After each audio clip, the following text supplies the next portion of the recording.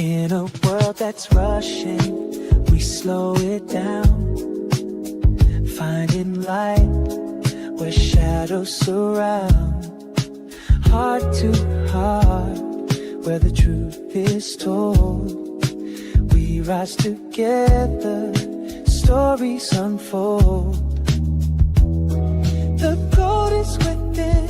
If you don't go within, you go without. Every voice, every heart, it's what we're about. Together we rise, hand in hand, soul to soul. Warm, safe and loving, making each other. Hello, everybody. Welcome. Welcome. We are the Yeah. mother-daughter dynamic duo, and we have an amazing guest coming on in a few minutes. And I am Coach Rochelle. And like I said, I'm Coach Alicia Schwartz. And welcome. So- to this beautiful. Go ahead. No, I'm just saying it's a beautiful question today, and I think we could all use it. Yeah, spiritual resilience. Yeah. I mean, that is huge, especially today in what Yes. the world is and what we're going through today in the world and just in life. Period. Right. Well, The challenges that yeah, go on. and collectively also. And I think once you start this journey, it filters out. It's like a ripple effect because you start owning it, and you're that person. And when you speak to others, what happens is that it's like a ripple effect. They understand what you're saying, and the healing process collectively is, phenomenal. It really is. So what's the question, Alicia? So, what does spiritual resilience mean to you personally? What does spiritual resilience mean to you personally? Well, I think you have to have a foundation Mm-hmm. to start with, because if you don't, then you're all over the place. So I think first is having a spiritual practice of whatever it is that grounds you, centers you, helps you. What do you do that grounds you? God, I've been doing meditations for 50 some odd years. Yeah. And then there are always so many other practices. But I think that for me it's gotten me through so much in my lifetime. And I think that is just such a powerful tool, is meditation. And it brings up the resilience that, it's always great when things are going great. Always easy, No always problem. great. But when there's a challenge, Matata. that's when you really need it. Yeah. And what if we don't need it only when there's a challenge, right? Because I think absolutely. it gives you the foundation to living a freer life, a happier life, Correct. more balanced life. Mm-hmm. I totally agree Yeah. with that. But it's really, really, really important to really go within and own that piece. And to me, in the resilience is, people have another, word for it. I call it God. Mm-hmm. And when you're in that, and you could be in the silence of that, it's like the messages you get after a while are just absolutely phenomenal. It really, really is. Yeah. So to me, I think that's one of the best ways. And then writing, Mm-hmm. I think that's also a very important thing. And feeling safe with other people, so you can share that resilience if you want to, if you feel safe. What about you? What does spiritual resilience mean to me? I think it's the backbone. Mm-hmm.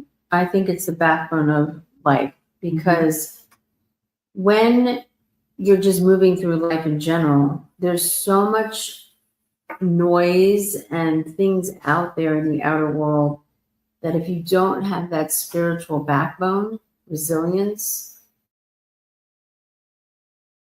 you'll be thrown all over the room. And I really feel like it's a backbone and a whisper of God's, whatever you believe in, God's spirit, universal, whatever that is for each of you. But for me, it's a silent nudge. Mm-hmm. Like, it's, don't go to that direction, or stay here, or listen to yourself, or get quiet enough. And it's different for each person. You know, I could be on my bike. I can go on my bike and hear tons of wisdom Mhm. from the higher ups, and to listen to those things. So it could be different for each person. Some people it's sitting in a bed and listening to the whispers. Some people it's in a park. Some people it's, you know, sitting at a, you know, wherever that is for you. It's all individual. And I think it's also even listening to somebody that we know for many, many years, and what she's doing, it's like you listen, you go, wow, she's really living this her life. Mm-hmm. She's getting rid of everything, and She got rid of everything. right, and she's just following spirit, Yeah. and it's like that excites me. Well, That stimulates me. and It that's, does. you know, she has a strong enough spiritual resilience Mhm. to listen to the whisper and to trust that something else is working through Yeah. her, guiding her where she needs to go. Yeah. Now, does everybody have that? They do, but do they want to hear it, or are they quiet enough? It's an individual journey. It's It an is. individual journey. I will say that if you don't have that, it's a harder ride, It because you have certainly is. nothing to hold on ground to. you. Yeah. So Yeah. that's what that means to me, spiritual resilience. And I think it's great. I really do. I think that whatever it is that she's doing, she sold everything. She gave up her career, everything. Yeah, She's in a B&B now, and I admire yeah. She's her slowly, strength. really. Yeah, that she's Yeah. doing that, and she's following spirit. She Yeah. just is. That's what she said. Absolutely, which is huge. It It's a is. huge thing. And you do find a lot of strength in all of this. You Yeah. do. You really do. So, with all of that being said, we're going to come back in a moment with our special guest, but we'll be right back Yay. with our special guest.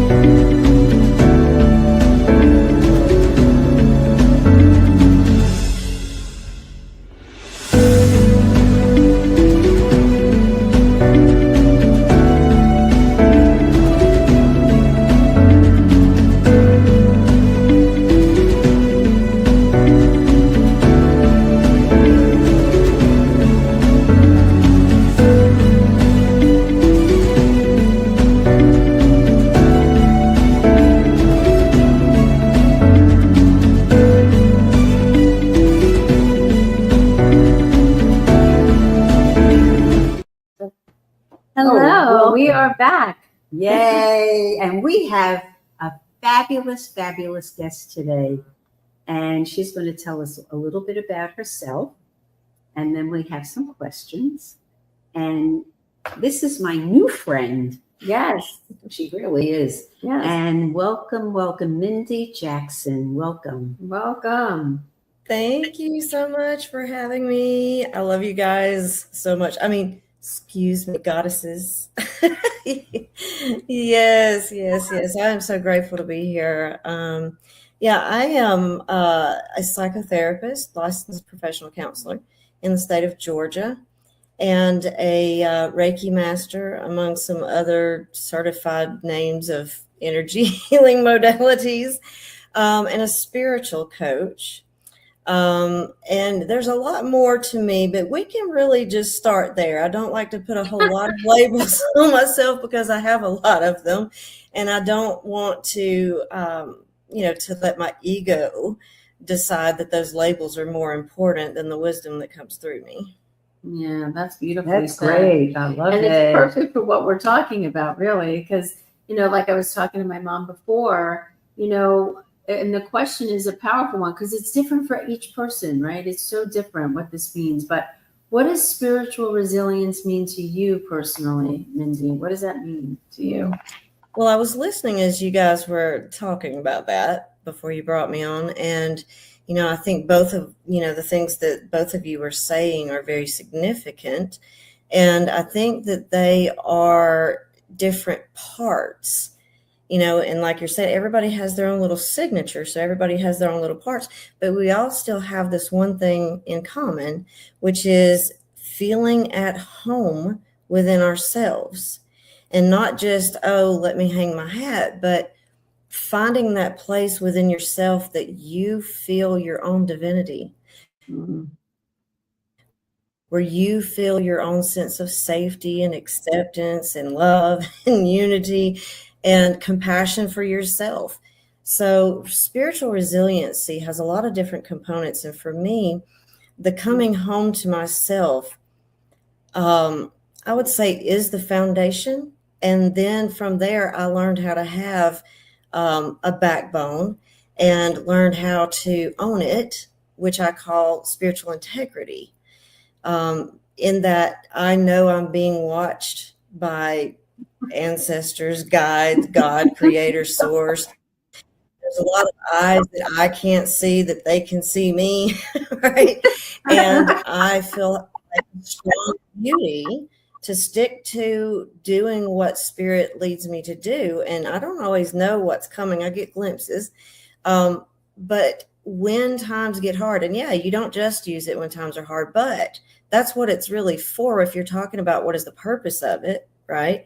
The purpose of resiliency alone is to help you bounce back, because that's what resilient literally means. So like I hear a dodgeball in my head, hitting the wall, and it's making that sound we all know, right? So that pushback, right? The ball bounces back and it retains its original shape. So it's sort of like life throws us dodgeballs, right? Sometimes they hit us. Sometimes we're the ones that bounce back from the ball. So, it's sort of like, is what I'm experiencing just something I have to bounce back from? Or is there meaning in the experience that I take with me that adds to who I am while I still maintain my original shape, so to speak? Mm-hmm. Yeah. That's beautifully That said. really is. That really is. I like Really that one.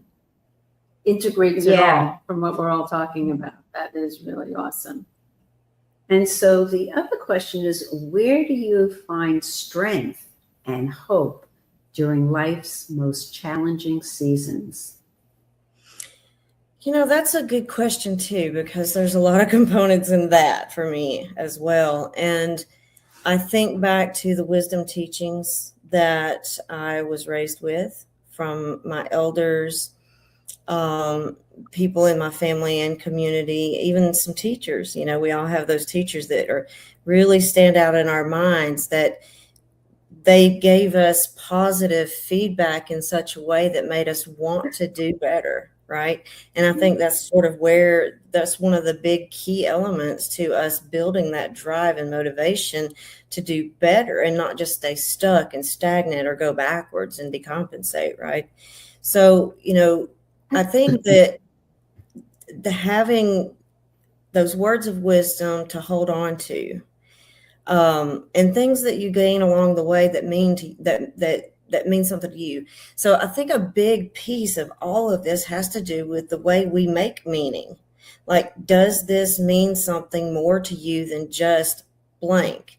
And the example I give a lot of times with my clients is, if you're out walking on a trail and up ahead you see what looks like a 6-foot tall owl standing there, and you just had an experience of owl, even if when you get closer you realize that it was a distorted tree that had kind of halfway fallen over. The important thing here is you had both experiences, and you can't discount one for the other. And when we do that, we realize there's more than just a third dimensional world that we're living in, because that dimension where you experienced owl is not third dimensional reality. So I have a question. How has this worked personally in your life? Can you give an example?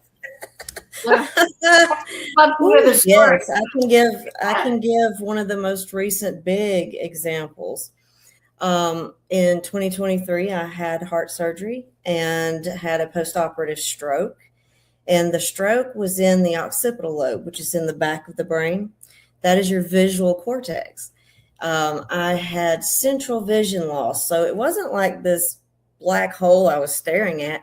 It was as if I'm looking at your face and you didn't have a nose. And my brain would fill in that space with the colors of your face. So people didn't have part of a mouth and they didn't have a nose. So everybody looked kind of like Voldemort or an alien, and it was, humorous. And so if it weren't for me finding the humor, right, in the situation, and then having the drive to not accept what I was being told, that I was going to be blind. I refused and rebuked that, and instead took action to look up in my peripheral vision on my phone while I'm in the hospital for 11 days, how to rehabilitate this particular type of vision loss. And the recommended treatment was visual arts.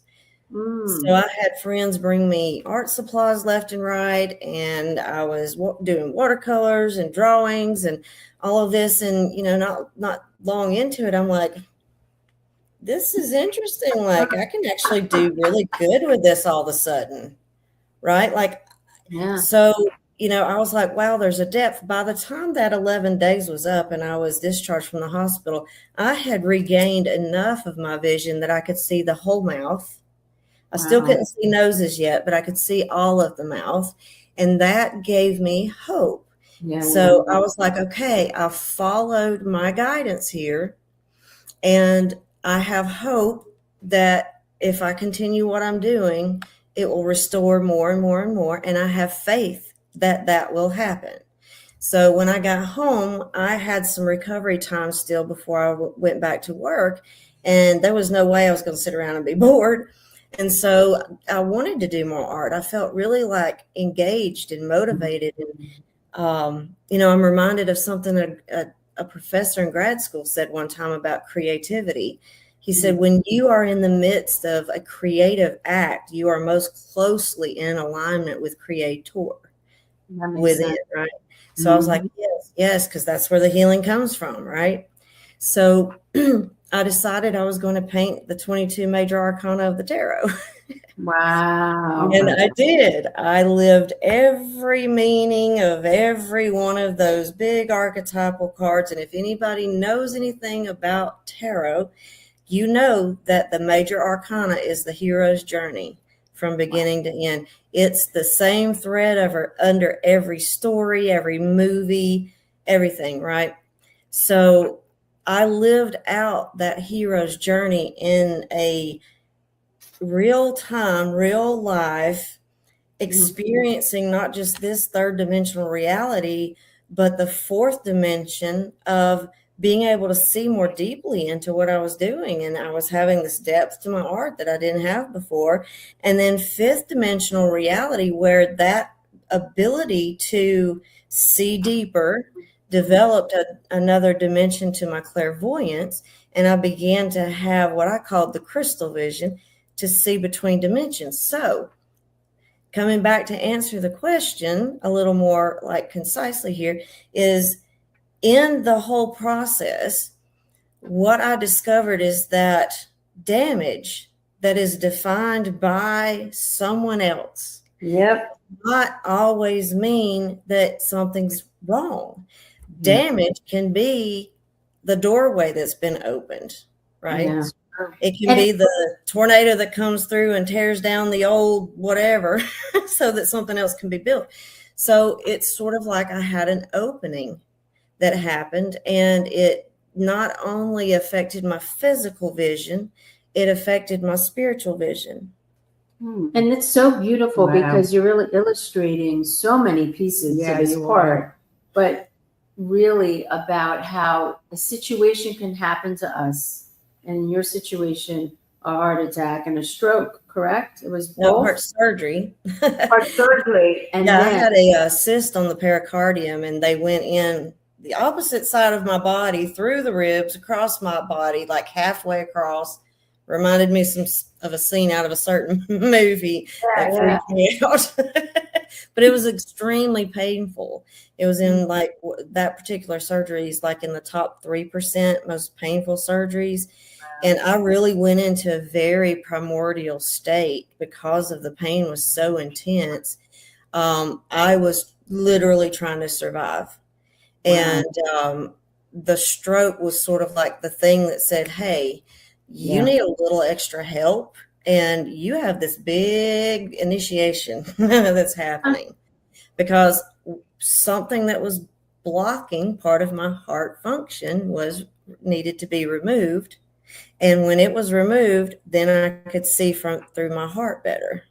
Wow. I mean, you're exceptional. Oh, and yes. I'm sure it's all of the work you've done your whole life to prepare yourself for something like that to occur, for you to elevate and expand to all the different dimensions you're speaking of, to get the real gift of it all and the blessing that came through that experience, which is huge. Yeah, and quite To huge. open you up to that place of the creativity, to get the clairvoyancy, to open up to all this another part of you that maybe wouldn't have been open if that didn't happen.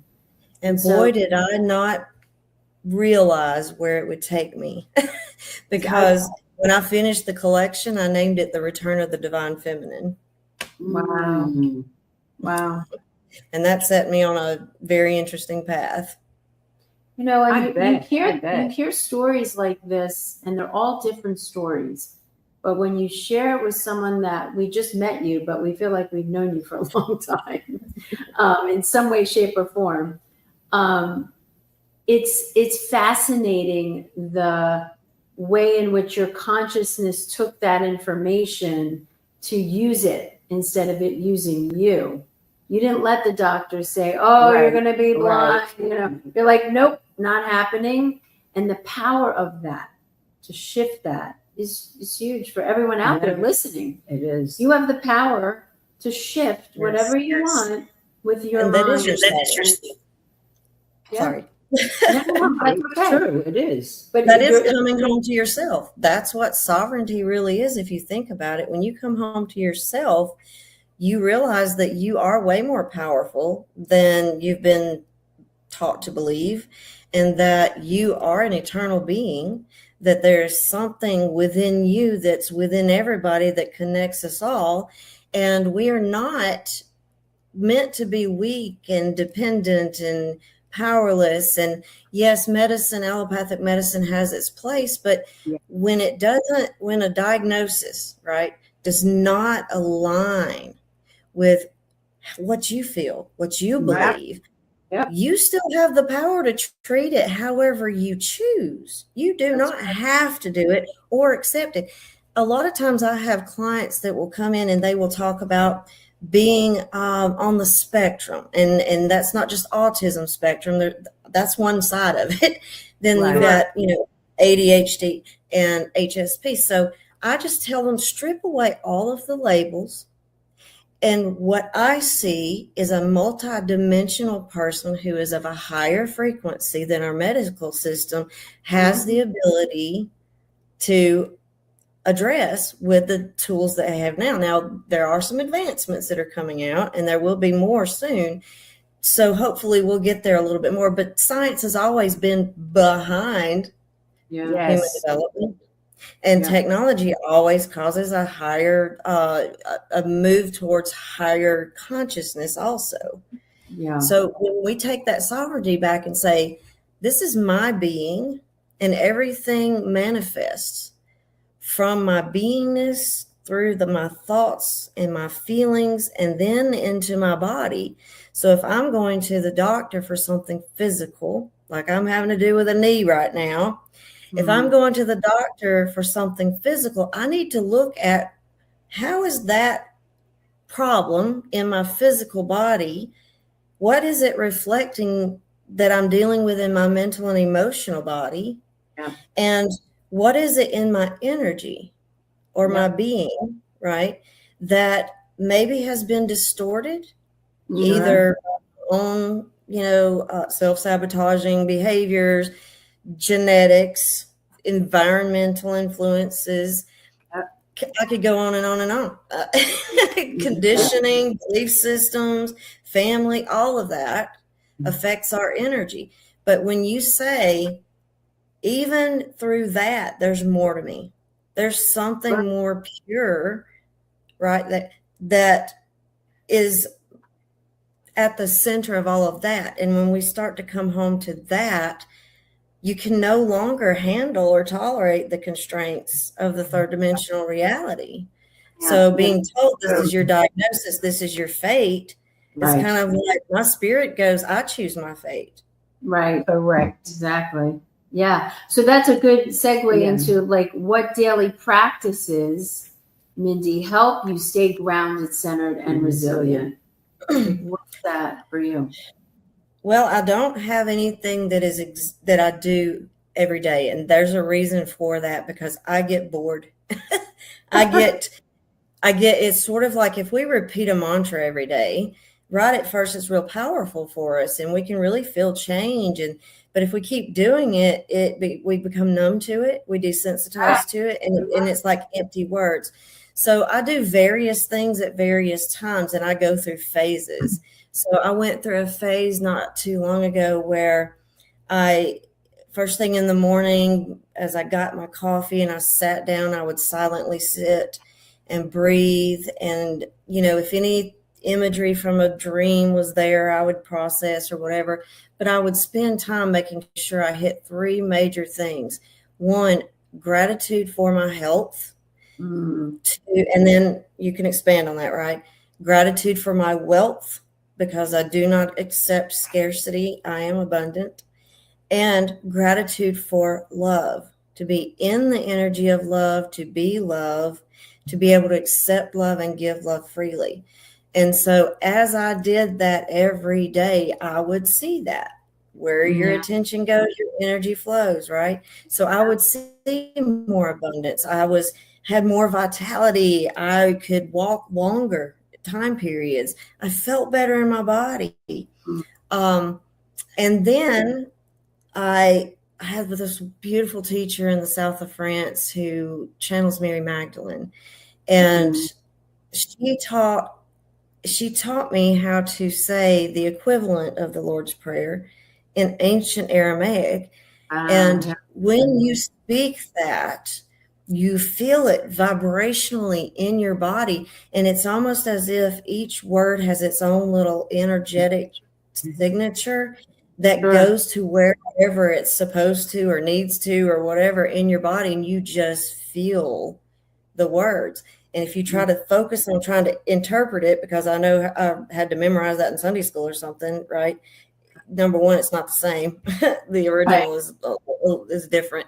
But if you're trying to intellectualize it, right, you take away from that experience of being embodied, spiritually embodied. And that's what coming home to the divine feminine is all about. Yeah. Yeah. That's beautifully said. Yeah. Really beautifully said. So Wow. for people that are listening, what is divinely feminine? What does that actually mean? Because everyone's going to listen and go, well, what does that mean? Yeah, and this is where the message that I've been sent on this mission to speak publicly and use my voice to activate the divine feminine. So if you really look at our world, even females who love flowy clothes and embrace their intuition, and our moms and stuff, we're very masculinized. We have had such a long-term patriarchal system that we now see does not. I don't know that it ever truly serves the public, but it isn't truly serving the public. It's oppressing the public. And we know, most of us are awake enough to know how this is, kind of happening. But the challenge here is that when back thousands of years ago, when the systems of control at that time felt like they could lose control, like it was very shaky and fragile because they didn't have a good foundation, right? What came up against them, they would squash. So if it was a person, say Yeshua, bringing a message saying the kingdom of heaven is within, then they didn't want people to be sovereign because they wouldn't listen to him anymore. They would have lose their authority, right? So what did they do? They kill him, right? So this is what happened to the feminine. The feminine is not about power over. That's masculine. The feminine is about empowered, feeling sovereign, feeling at home within yourself, being able to trust your inner knowing and your instincts. And one of the surviving ways we see this is that the large majority of women, when they have a baby, they instinctually know what to do, right? Right. Yeah. But when you take what was considered the sacred portal, and what I mean by that is the female body is literally a portal. We bring that which is bodiless and not carnate, right? This consciousness, this soul that comes from Source God Creator, and through love, ideally, right? Through love and what I will call magic, we have this soul come into a physical form. And we birth new worlds, new families. If you step back and look at your descendants, you just birth all of this, right? And then you have to honor all the wombs that came before you. So being the sacred portal doesn't always mean just babies either. It can mean projects. It can mean communities. You're birthing and building and nurturing these communities. You're trusting yourself. You're trusting your connection with others. So the masculine is about separation. Yeah. It is about protection, showing that strong protection. It is about making provisions, but it's also about power over. What it has power over is what has to be defined for sure.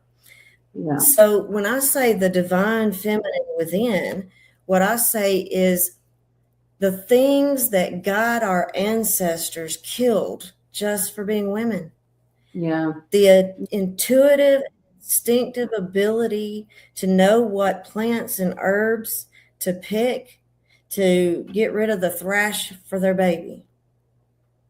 Yeah. The sacred rites that used to be part of life, the anointing, the rites of passage at various ages, women's business, how women had their circles for menstruating, and how that was a time when women came together. They would often cycle all together in a community.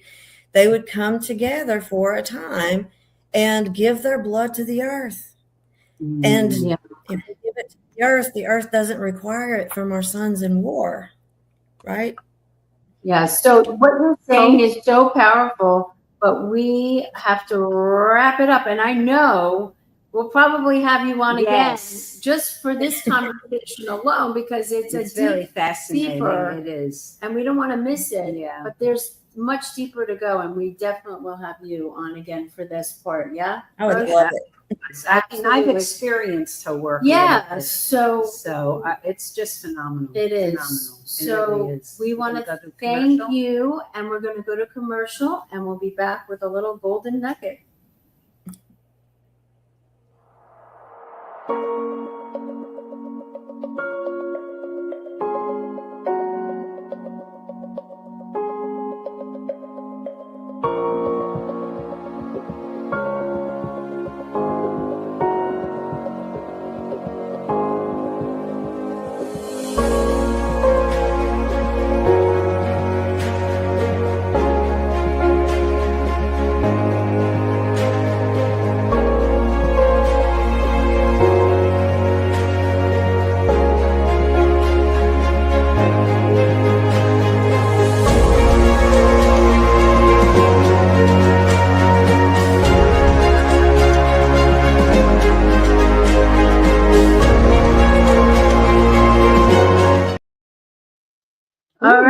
back. We are back. Wow. That was a powerful What a conversation. teaching moment, really. Mindy Phenomenal. is She's powerful, fabulous. Mindy Yes. Jackson. So one of the things we talked about resilience, Yes. spiritual resilience, but I guess a golden nugget or an action step you can Mhm. take. One of the things is you can pray by asking, what is this moment trying to teach me or guide me to my next step? Or Okay. What's another one? pause for about 60 seconds, take a few slow breaths, and then really feel whatever it is that you feel within yourself. Write it down. Yeah. Just write it down. And then another thing is maybe take one small action that aligns with the values that you're interested in rather than acting and reacting In fear. from fear. So those are some golden nuggets. Those are good nuggets. And we want to thank everybody. We want to thank our special guest, Mindy Jackson. And we'll have her information on this as well. So until we meet again. And don't forget, What? subscribe. Yeah, subscribe to and our like. YouTube. Absolutely. So with that Okay. being said, we're sending you tons Lots of of love. love. Mwah.